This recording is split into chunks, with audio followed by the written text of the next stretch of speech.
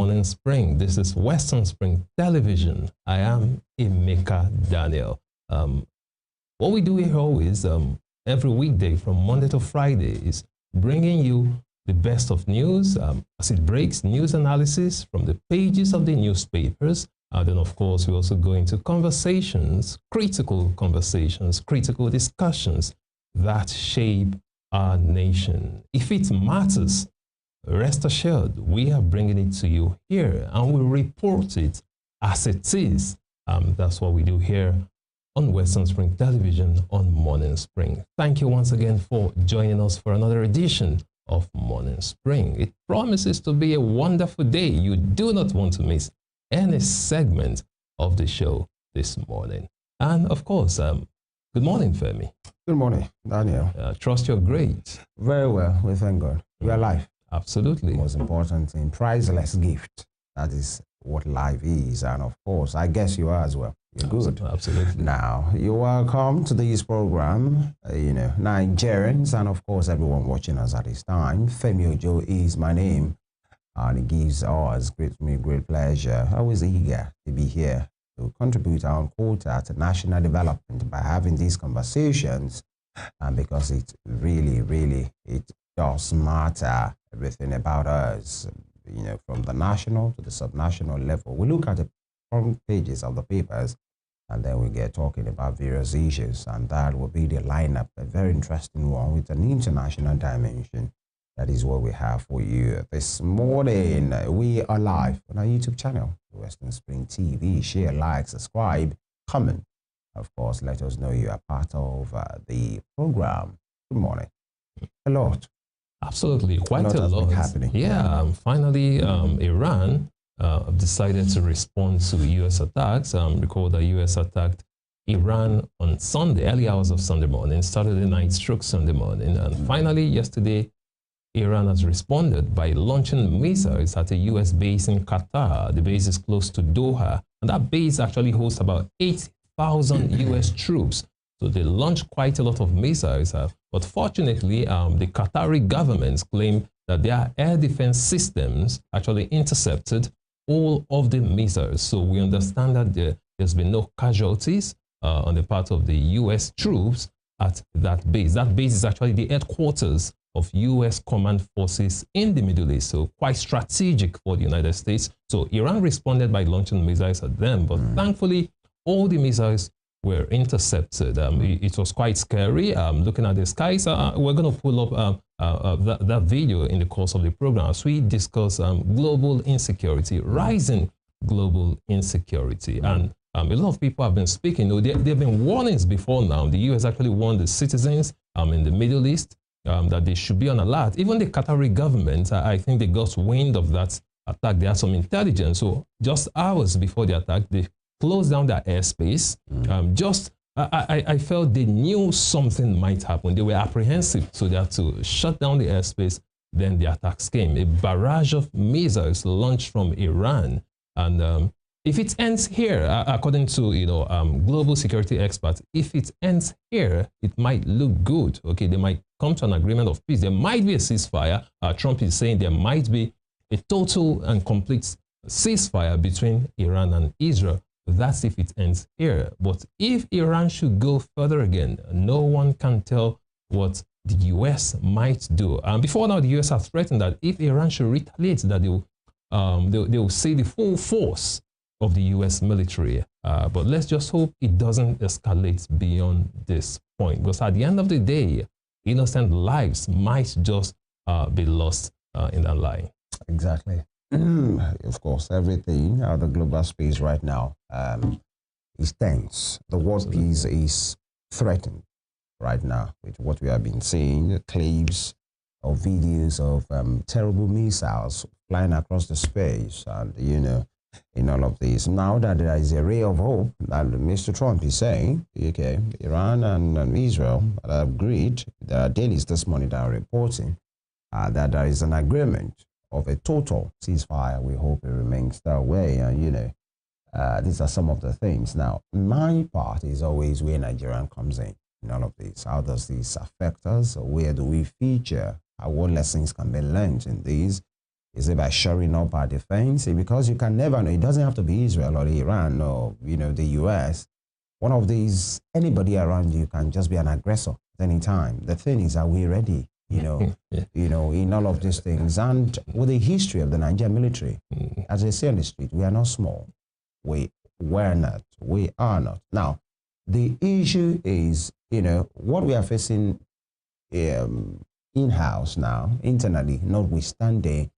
I remember in the 90s, there were ECOMOG troops in Liberia, in Sierra Leone, peacekeeping missions, and Nigerian troops always returned gallantly, globally recognized. Now, we might not be having all of those things on our hands right now because there is no AU, as it was that time, to even contribute troops to all of these war-torn nations, South Sudan, Eritrea, and all of those things, Congo, and, what's the other, Kenya, and all of those guys. Now, the issue is are there lessons that we can learn in all of this that one day can just come? We don't pray for it. Aggression can just arise from anywhere. Are we ready as a people, either on land, either in the air or in the sea, in all of these? Now, the questions Nigeria we ask is, even the internal issues we are having, how are we faring in all of it? Blame games and all of those things, pedestrian kind of thoughts coming from the high and mighty of the military, blame, and this one, allegations, counter allegations, these people are responsible, they are the one feeding the enemy, they didn't let us in, they are, apologists and all of those things. But that is on the defense part. How about the economic part? Because everybody will feel it. In Davido's song, you got to feel it. Now, how do we shore up our own base economically so that we are not terribly affected, and explain the way to say whatever Nigerians are, being affected with right now, it's or suffering, is because of dimensions of the international space. Any wise and country that have care for their citizens will know that whatever is happening, there are things that we're supposed to do. Now, in the oil sector, everybody's feeling it. Now, if the time is ripe or not is another thing. Now, petrol price has gone up. At least we're having a conversation yesterday somewhere. Somebody was saying at least it has increased by 100 naira because of what is going on in the Middle East, the increase in the fuel, the crude, and then how it will affect us here at home. But then on the fringe of that is the human part. When I mean human part, in the Nigerian nature of this issue, that something is happening in the Middle East. It's less than 1 week old, especially the Iran-Israel situation. Yes, it might affect food and all of those things. But even my guy, where say, the guy has been, the last time he possibly had fuel, dropped in his filling station was like 2 weeks ago, 3 weeks ago. And they're already telling you, oh, there's a new price. And you guys, you have not had a new, tanker coming to your place to come and drop fuel for you. What am I saying? At the mongering of war, at the rumors of war, and whatever dimension it might have, there are ways Nigeria, not even war, anything that might look like, price of something might go up. There is a way Nigerians, sellers, traders, all of us absolutely will go about it. And before you know what's happening, the excuse you hear is, the price has gone up. Even when you know the ripple effect has not gone down. It has not really affected you, so to say. Yeah. What do we do? Quite a lot. And there's the own quota of that any OPEC country is supposed to have. Really, that should be a buffer. Whatever is happening in the Middle East right now, today should not start affecting us. Should not affect. That's where I'm going. Should not affect Nigeria, and here's why. At least immediately. Before I go into that, you first talked about security in Nigeria, about our military. Are we ready? And I was just smiling. There's a reason I'm smiling. Well, sincerely, forget about all those peacekeeping missions that they go and come back with laurels. History. When it comes to this scale, when it comes to this scale of global insecurity, winning laurels for peacekeeping doesn't count here. We are still grappling with all the laurels we've won. Our military men have won from peacekeeping missions. Have they been able to tackle insecurity in Nigeria? That's a question. So we have to be objective. So let's not. We are being objective. If you understand what I'm saying is this.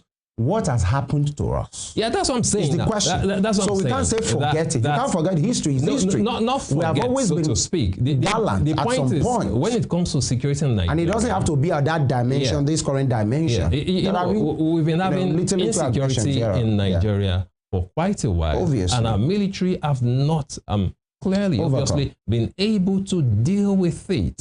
So talking about whether we are ready, that's a big one. Do we have the weapons? Do we have air defense systems? So let's just hope, of course, it doesn't get to that, because I'm afraid we are not ready. We have to be we have to tell ourselves the truth. We are not ready for war, because we are still having cases of insecurity in Nigeria here, domestic cases that have not been dealt with. So not talk of going into international, crisis, international war. I'm afraid we are not ready for that. Then talking about the fuel price hike, I guess we'll still look into that in the course of the program. Yes, we will. Now, Dangote, okay, globally, crude has increased. The price of crude has increased, of course, because of the crisis in the Middle East. It has risen from around $60 to around $80 now. And experts are saying that worst case scenario, according to JP Morgan, might actually increase to $120 per barrel. Now, coming back to Nigeria, this should not affect Nigeria. And here's my point. Dangote now, Dangote has been doing a lot in the oil and gas sector, in the downstream sector and the upstream sector. He has reduced the price down to 825 naira. But right now, Dangote has adjusted gantry price. He has increased gantry price from 825 naira to 880 naira as we speak, just recently. So it is now 880, an increase of 55 naira from Dangote. So fuel stations have started adjusting their pump prices. So it will increase. We'll look into that in the course of the program. So we should be getting around 1,000 naira, 950, 1,000 naira for pump prices in Nigeria. But it shouldn't be so. And here's why. Regardless of crude prices globally, it shouldn't affect Nigeria. And some experts will argue that because we are producing here in Nigeria, we have the crude. Now we have a mammoth-sized refinery in Dangote refinery, a 650,000 barrels per day capacity refinery. So if we are producing crude here and we are refining, then the prices in global market shouldn't really affect us. Why it is still affecting us, why Dangote has to adjust, is simply because Dangote is still importing fuel from the US. Importing fuel, that's a problem. So if Dangote is getting enough crude to refine, then global oil prices should not affect us. Iran is the third largest producer of crude in the world. Iran currently exports about 21 million barrels per day. 21 million barrels per day. When Nigeria, our total production is fluctuating between 1.5 to 1.7 million barrels per day. And we have a country exporting 21 million barrels per day. So if Iran should shut down the Straits of Hormuz and, destabilize global crude oil trade, it will affect a lot of people. But if we do the right thing, if our experts are doing the right thing, it should not affect us in Nigeria. If we are not importing, if we are supplying Dangote enough crude. Recently, we just saw the news, just breaking news yesterday, the former CFO of NNPC was arrested for a fraud of $7.2 billion related to the Warri, Kaduna, and Port Harcourt refineries. These guys are not working. But we have Dangote who is willing to work. So all we have to do, some experts will say, is just supply him with enough crude. If we are refining here locally and selling to our people here locally, whatever happens in the global space, ideally should not affect the price of fuel in Nigeria. Ideally, and that's the key word there. All of this we'll talk about in the course of the program. Stay with us.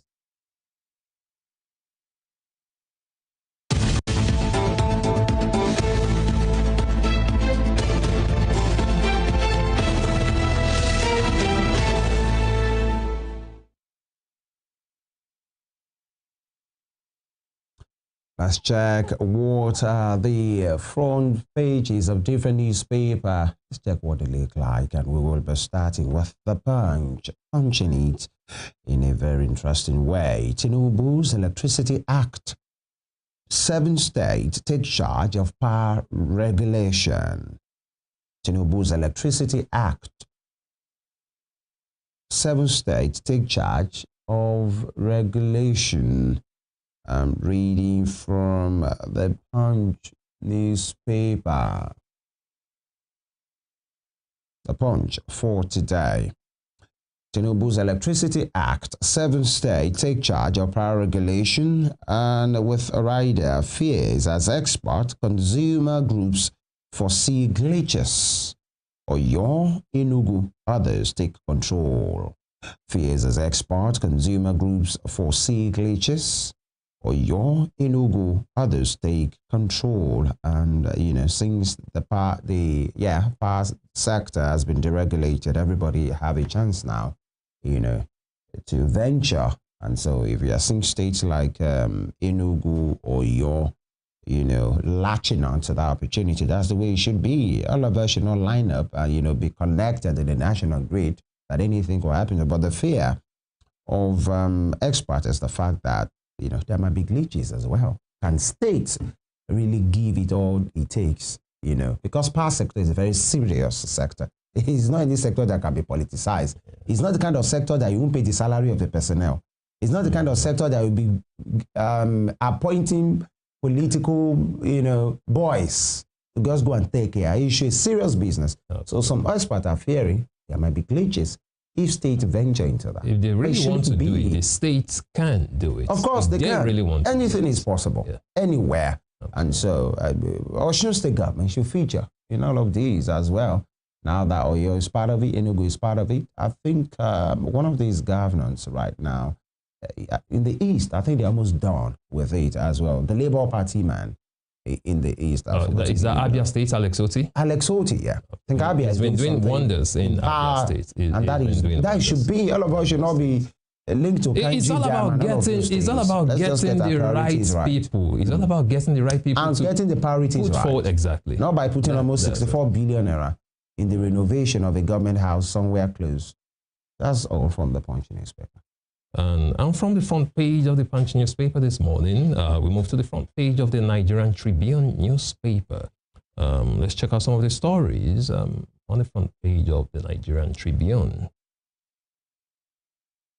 Akeredolu's wife, Ondo government's palace trade words over demolition of our church massacre monument.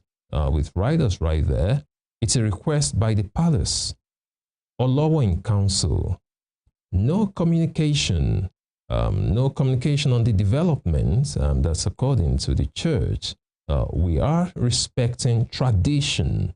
That's from Ondo government, talking about demolition of the Owo Church massacre monument. You can read up that story on page 3 of the Nigerian Tribune newspaper this morning. Iran launches missiles at U.S. base in Qatar. Iran launches missiles at U.S. base in Qatar. We talked about that at the beginning of the program. You can read up that story on page 24. Iran, in an attempt to retaliate U.S. strikes on its nuclear sites, launched a barrage of missiles on a U.S. base in Qatar, but thankfully they were intercepted by the Qatari air defense systems, according to reports, and no casualties were recorded. You find that story on page 24 of the Nigerian Tribune. Away from that, I'm moving on to other stories on the front page of the Nigerian Tribune this morning. Alleged $7.2 billion fraud. EFCC arrests ex-NNPC's chief financial officer. Ex-Warri Refinery MD alleged $7.2 billion fraud. EFCC arrests ex-NNPC's chief financial officer. Ex-Warri Refinery MD. You'll find that story on page 27. And just below that, we have 2024. Dangote Cement spends 13.2 billion naira on CSR, pays 502.6 billion naira as dividends. And that's quite commendable. Dangote Cement spends 13.2 billion naira on corporate social responsibility and also pays 502.6 billion naira as dividends. That's for Dangote Cement right there. And that'll be all from the front page of the Nigerian Tribune this morning. Right. One story, looking at the Nigerian Tribune stands out for me. One headline, if we can have that Nigerian Tribune back, is the back and forth in Ondo State, right, between Akeredolu's wife, the Ondo government, the palace, trading words over the demolition of a Owo Church massacre monument. Now, they're worse now. It's worse because it has been demolished. Remember that the attack on Owo Church, Catholic Church in Owo, right? Years ago, that was very bloody, by criminals, right? And so to immortalize the memory of those who died in that terrible duel.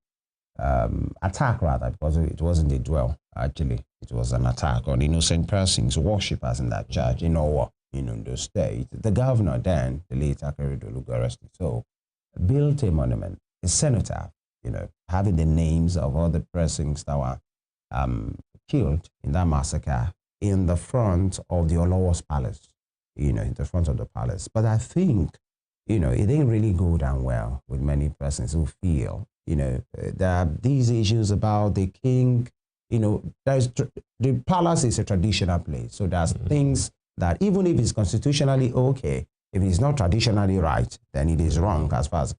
So I think that is the cenotaph right now, the monument that has been bulldozed. And so, and there are words that it was a complaint from the people of the town and from the palace that cenotaph should be relocated away from the palace. There's this thing about, in some traditions, the king doesn't see new babies. In some traditions, they say the king should not see dead people, a corpse or whatever, and they feel it should not be there. Relocate it to another place. And in all of this, and it has been bulldozed now. But then Akeredolu's wife, that's Betty Akeredolu, is having issues with it because it will feel it's a destruction of his husband's legacy, right? Not really his legacy, but it was the one who erected it in memory of those people. Now, and there is this issue, unending issue between Lucky Aiyedatiwa, the governor, and his former boss's wife, because he believes Lucky has not really been loyal and all of these things. You understand the politics that played out before Lucky Aiyedatiwa even emerged. So it's just like a sleeping dog, has been woken up again to say, you guys just want to erase the memory. Anything that has to do with that. But I think that it's misunderstanding and communication and distrust, from this end to that end. Even if the, even if the intentions were noble, but then Betty Akeredolu is not having it. And possibly she wasn't that informed. But there is a distrust between the two camps. And these are the issues. Absolutely, but according to the Ondo government, they said they are only respecting tradition. Exactly. But there are different ways to do things. If you really want to put it down, it's very sensitive. People were massacred, innocent people were massacred. There are better ways to do this. Why not put up another monument somewhere else? And that's what some before demolishing this one. Oh, okay. Before demolishing this one, just to show them that no, we still respect. And you respect the legacy of the man who put it up. Exactly. So they should have just put up another one, perhaps saying the government house, there to be constitutionally safe. No one will come to, they won't say, no tradition can affect the government house. So they should have done that before demolishing this one. So it won't be as if they just want to, wipe away the memories of those who were lost in that massacre. And as it stands now, it's not even about the memory of those who were lost here. It's the fact that the person who put it up is no more alive. So the wife of the person feels, is my husband who put this up. So in as much, and there is distrust that Lucky hasn't been loyal, Governor Lucky Aiyedatiwa. So anything that has Akeredolu, you just want to destroy, even if he wants to destroy, he should think of the memories of the souls who were lost. And of course, you don't expect the governor, don't have to play politics. You don't expect the governor to say, I want to destroy. He has always been said he's loyal. But it's a matter of if you don't like me, you don't like me. All of those things. Now, these are some of the issues. Now, moving on, in fact, some Nigerians will say that should be the least of our problems right now. For people in the middle belt, Benue, Plateau, Taraba, it's in fact, it's a lot for them. Now, away from the Nigerian Tribune, let's check what the Daily Trust has for us. The Daily Trust for today: why we are seeking new party for coalition. Why we are seeking new party for coalition. El Rufai, he has been very vocal, very seen, very available, available to the media, seen almost everywhere this time. Not only him, everybody involved in the coalition. And they are telling Nigerians why they are seeking new party for coalition. So for that. Honestly, well, a lot of Nigerians at this point, just like the our analyst said yesterday, a lot of Nigerians are no longer fools and not stupid. So We have never been fools. You know, sometimes if you come with a proposal, when you say Nigerians are no longer fools, according to your logo, it said Nigerians fell, okay, for the trap of APC when they came with their change agenda, promising Nigerians everything. So a lot of Nigerians, according to him, a lot of Nigerians were actually fooled by that. Some Nigerians will say, oh, they made a mistake. They actually believed in these people with all their promises. And there are some and Nigerians, they came into power. You know, APC members too are Nigerian. Yeah, sure. That's it. So it depends on who you are asking. There are some Nigerians that will feel that's the best decision they have ever made. Yeah, well, if they're not living in Nigeria, like some others will say, they might say so, but it's clear that Nigerians are not having it good. The economy has never been this bad, according to some analysts, according to some experts. So some are saying, well, if they were carried away by the promises of change put forward by the APC, that do you think Nigerians, just like Kromeda Yologun said yesterday, will make that same mistake again? That people won't be fooled the second time. We have had gubernatorial elections in 2-3 cycles. How many governors have the other party returned? Who are the ones making these choices? That's if the choice of the people counts. That's another thing entirely. Now, the conversation is outcomes. When it's APC, we doubt it if the choice of the people. When it's Labour and PDP, then it's the choice of the people. Who say so? Well, these are some of the issues. So our narrative should be balanced. People's making the narrative. People making the narrative. And Nigerians are entitled, because even in this, after 2023, do you know how many governors of the APC have emerged? That is it. I think only Doyediri and maybe, Doyediri in Bayelsa. When the election has been done, look at it, that has been in the saddle. Biodun Ibamiji has emerged as governor of Ekiti. The next one will be Soludo, if actually will be returned by his people. That's for Anambra State. In Anambra State, that's the next one, followed by Ekiti, then followed by Osun. Now, the choice is not only on the national level. Many House of Reps. Now, many persons who imagine the 2023 election, many who came under the movement of the obedience, they got the ticket.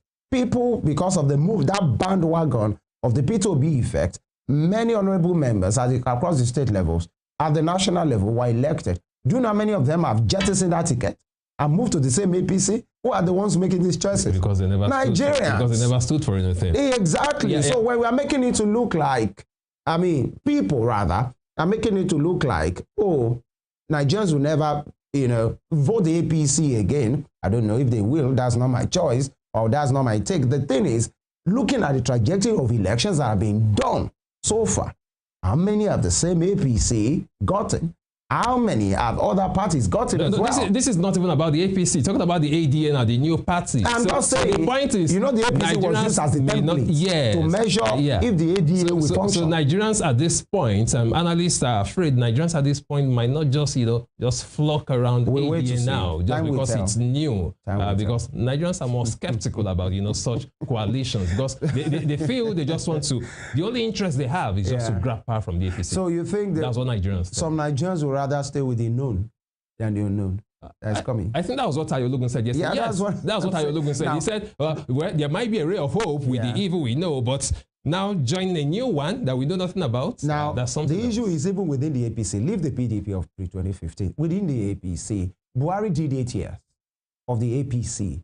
And now, the APC of now, the supporters of Mr. President, some of them are trying to dissociate themselves from what happened under Buhari. The same APC.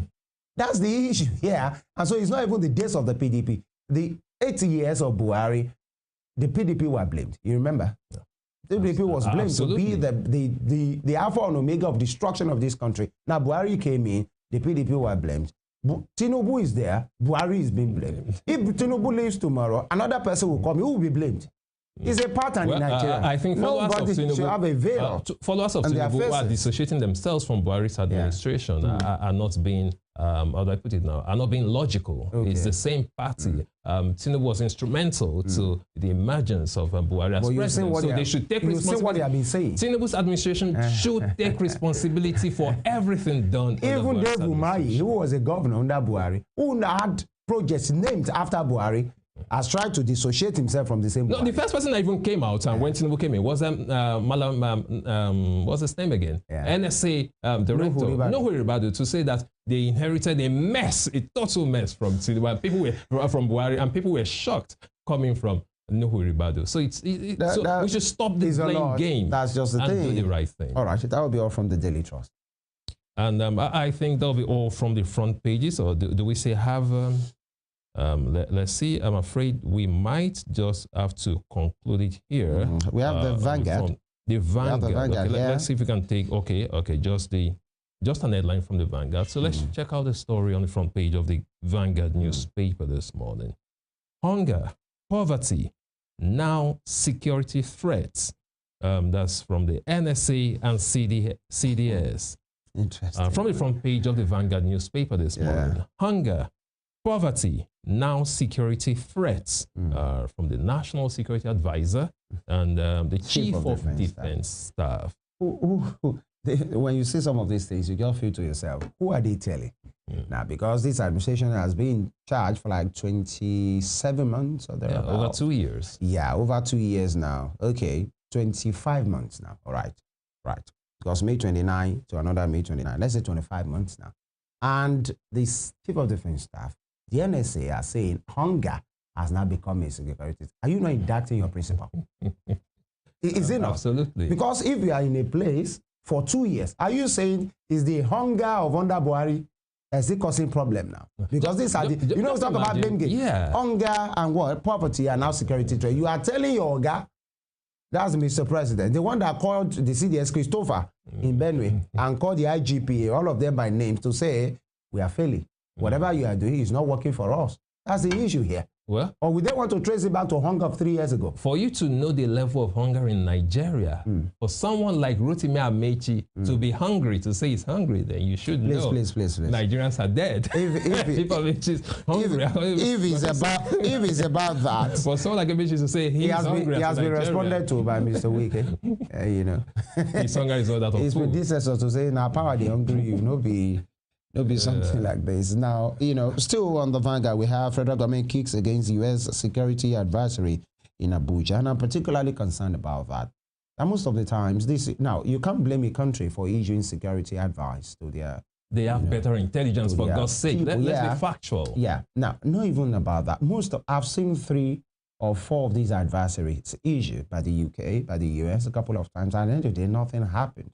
Now, there is a way it makes that other country looks really, really like Gaza. No, it's not like that. No, I'm not like that. I'm coming. What I'm saying is this. Do they do these things based on intelligence, really? Absolutely. Because the fact that US is the US doesn't mean they are not political.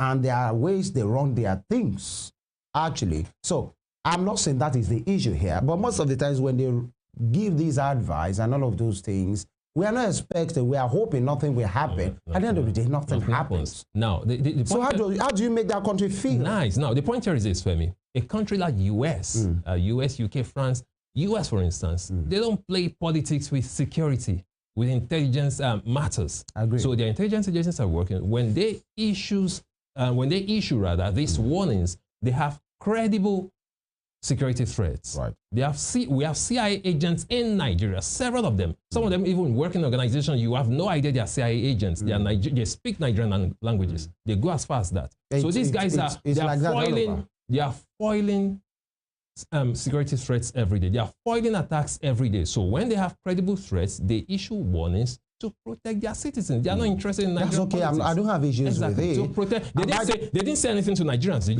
They were addressing their citizens. Stay away. Citizens where? In Nigeria, in Abuja. I understand. So they are protecting their own interests. They owe their citizens a duty of care. I agree with that. So they've not said anything bad about Nigeria. They are just warning their own citizens. We have seen many of these things turned down. There is the global outlook.